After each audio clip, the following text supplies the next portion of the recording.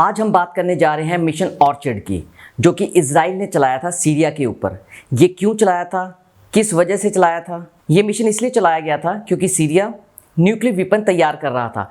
अगर Syria nuclear weapon तैयार कर लेता तो इसका खतरा सिर्फ और सिर्फ इजराइल को ही नहीं, पूरे वर्ल्ड को हो जाता। तो आज हम डिस्कस करेंगे कि किस तरह इजराइल ने सीरिया का जो वेपन है उसको डिस्ट्रॉय किया और डिस्ट्रॉय करते वक्त उनको कौन कौन सी प्रॉब्लम्स आई।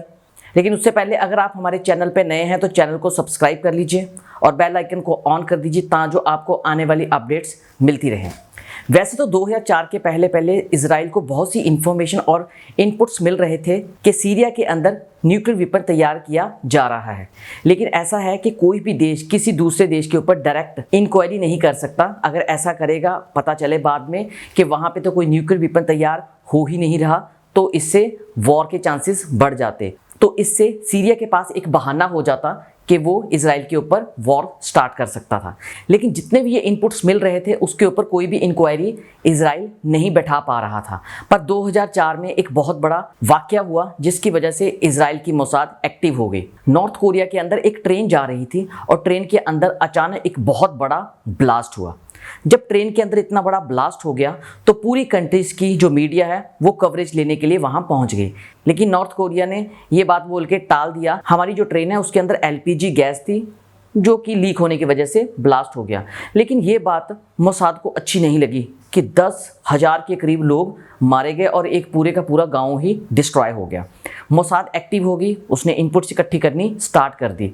धीरे धीरे जब उसने इनपुट्स इकट्ठी की तो उनको एक इन्फॉर्मेशन मिली, जो सीरिया के उच्च अधिकारी थे उनमें से एक बंदा लंदन में मीटिंग करने जा रहा था नॉर्थ कोरिया के किसी बंदे के साथ। तो लंदन के वो एक होटल में रुका हुआ था। आपको मैं थोड़ा सा बताना चाहता हूँ कि मोसाद के अंदर मेल जासूस ही नहीं होते, फीमेल जासूस भी होती हैं। तो उस वक्त एक फीमेल जासूस की हेल्प ली गई। फीमेल जासूस भी बहुत ज़्यादा स्ट्रांग होती है, वो ज़रूरत पड़ने पर अपने दुश्मन को मार के वापस आ जाती है और कानों कान खबर नहीं होती। उस दिन क्या हुआ, मोसाद की फीमेल जासूस ने सीरिया के उच्च अधिकारी के साथ बातचीत करनी स्टार्ट कर दी और उसको अपनी बातों में उलझा लिया। इतने में क्या हुआ, इजराइल की मोसाद के बाकी एजेंट उसी इंसान के होटल वाले रूम में गए और उस रूम को पूरे का पूरा कवर कर लिया और अंदर जाके उसका लैपटॉप ओपन किया। लैपटॉप ओपन करने के बाद सारे का सारा डेटा ट्रांसफ़र अपनी एक हार्ड डिस्क के अंदर कर लिया। ये सारी हार्ड डिस्क की जो इन्फॉर्मेशन है उसी वक्त उन्होंने ट्रांसफ़र कर दी मोसाद के पास, अपनी कंट्री इजराइल में।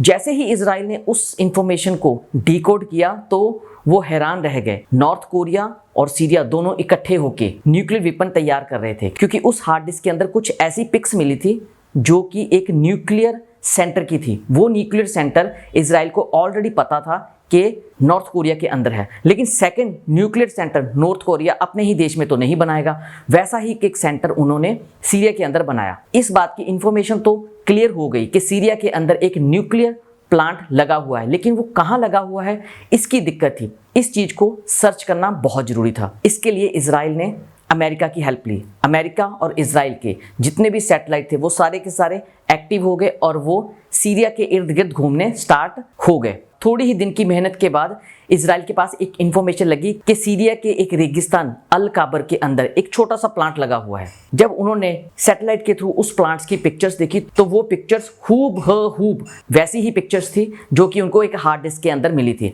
अब तो क्लियर हो चुका था कि न्यूक्लियर वेपन तैयार किया जा रहा है सीरिया के अंदर।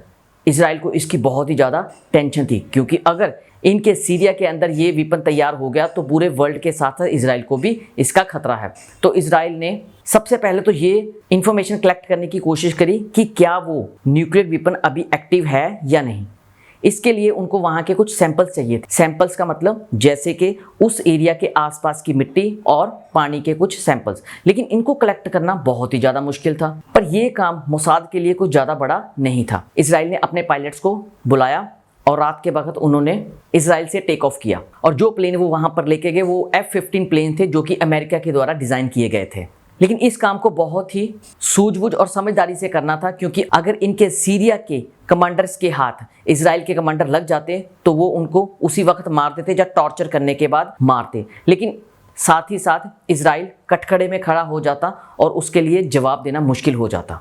लेकिन ये एक बहुत ही इंपॉर्टेंट बात है कि इजराइल के जितने भी मोसाद के कर्मचारी हैं, जहाँ उनकी कमांडो फोर्स है, वो बेस्ट ऑफ द बेस्ट है। रात के वक्त F-15 प्लेन ने टेक ऑफ किया। टेक ऑफ करने के बाद सीरिया की आर्मी से बचते बचाते हुए प्लेन सीरिया के अंदर एंटर कर गए और उसी लोकेशन के पास पहुंच गए। लेकिन इजराइल के कमांडर्स को ये पता था कि अगर उनकी एक छोटी सी भी गलती हुई तो ये बहुत ही बड़ा खतरा हो सकता था। उन्होंने इस काम को बहुत ही सूझबूझ से किया। वहाँ से मिट्टी के सैंपल उठाए, कुछ वाटर के सैंपल उठाए। उठाने के बाद किसी को कानो कान खबर नहीं हुई और अपने देश इजराइल वापस आ गए। अब ज़्यादा मुश्किल वाला काम ये था कि सैंपल को चेक करना था कि कहीं न्यूक्लियर वेपन एक्टिव तो नहीं है। इजराइल के जितने भी साइंटिस्ट थे उन्होंने इस मिट्टी और वाटर के सैंपल को चेक किया। चेक करने के बाद पता चला कि अभी ये एक्टिव नहीं है, लेकिन ये न्यूक्लियर वेपन लास्ट फेज में है। इजराइल ने इस बात को सुन के राहत की सांस ली। फिर उन्होंने एक प्लान बनाया कि हम इस प्लांट को डिस्ट्रॉय कर देंगे। तो डिस्ट्रॉय करने के लिए 2007 का समय भी आ गया। 2007 सितंबर को ये प्लान बनाया गया। अब इस प्लान को एग्जीक्यूट करना था कि उस प्लांट को डिस्ट्रॉय किया जाए। रात के वक्त अगेन उन्होंने अपने पायलट्स को बुलाया, लेकिन पायलट्स को बताया तक नहीं कि काम करना क्या है। देखो, मौत से तो सबको डर लगता है, तो उनके पायलट्स भी डर गए होंगे। लेकिन बात क्या है कि इजराइल ने अपने जितने भी कर्मचारी हैं जो ऐसे काम करते हैं उनको बहुत ही अच्छे से ट्रेन किया हुआ है कि अगर ऐसी सिचुएशन आ जाए तो पैनिक तो करना ही नहीं। तो पायलट्स ने अपने आप को कंट्रोल किया। 5 सितंबर की बात है, रात के 11:30 बजे के करीब F-15 पायलट 10 के करीब टेक ऑफ किए, लेकिन 3 उनमें से वापस आ गए कुछ टेक्निकी प्रॉब्लम की वजह से। लेकिन सातों के साथ अंदर गए। तो सीरिया के किसी भी आर्मी ऑफिसर को इसकी भनक तक नहीं लगी।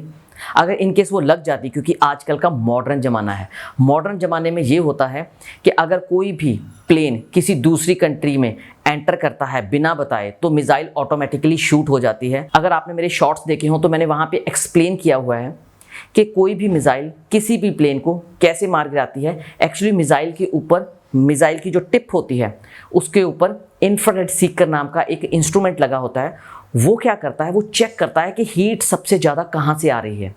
तो ऑब्वियसली जब प्लेन कोई चल रहा होता है तो उसके पीछे से बहुत सारी हीट निकलती है, तो जो मिसाइल है ऑटोमेटिकली उसको डिटेक्ट करती है और मार गिराती है उस प्लेन को। इस चीज़ से भी बचना था। लेकिन F-50 फाइटर प्लेन बहुत ही ज़बरदस्त है। ये सीरिया के अंदर एंटर किए। एंटर करने के बाद इन्होंने वहाँ का प्लांट डिस्ट्रॉय किया। डिस्ट्रॉय करने के बाद इजराइल में वापस आ गए। ये बहुत अच्छी बात है कि इजराइल ने सीरिया को बता भी दिया कि हमने ही तुम्हारे प्लांट को डिस्ट्रॉय किया है, लेकिन इस बात को तुम उछालो मत। अगर तुम उछालोगे तो तुम्हारी ही बेइज्जती होगी, क्योंकि अगर किसी कंट्री में दूसरी कंट्री की आर्मी आके अटैक करके चली जाए और उस कंट्री को पता तक ना चले तो बहुत ही बड़ी बेइज्जती वाली बात। तो इजराइल की इस बात को सुन के सीरिया चुप हो गया। पर इस बात की इंफॉर्मेशन जब उनके प्रेसिडेंट को मिली, जिनका नाम था बसत, वो बहुत ही मायूस हो गए। जैसे ही ये प्लांट डिस्ट्रॉय हुआ, फिर दोबारा से सीरिया ने इसके ऊपर काम करना स्टार्ट कर दिया। इजराइल की धड़कनें फिर तेज होगी। इजराइल को पता चला कि ये तो फिर न्यूक्लियर वेपन तैयार कर रहे हैं।